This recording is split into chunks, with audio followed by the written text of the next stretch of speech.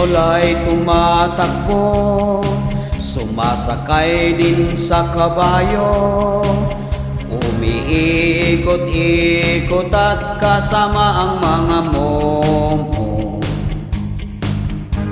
Palagi siyang nalilito sa dami ng mga momo sa paligid nito.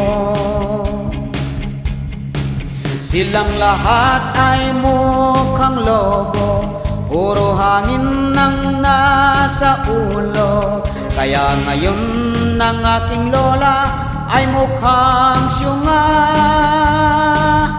Ang kabayo ni lola, palaging nakanganga, napapagod sa kakahabol niya. Ang kabayo ni lola,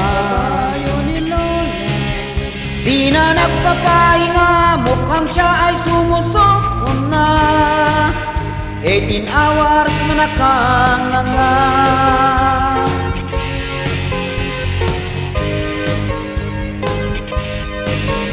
Si lola ay bata pa, pero kurang na ang mukha. Sa sobrang kakaisip, siya'y lalo nang pumapangi.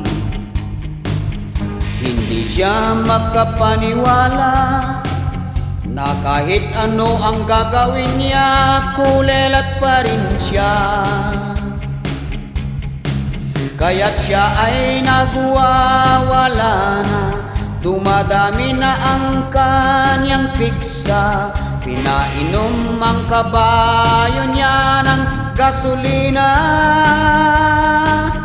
Ang kabayo ni lola, tumatakbong paatras, lumulutang ang mga paa. Ang kabayo ni lola, palaging nakanganga, nasusuka na kay lola. Ang tapang kasi ang amoy niya.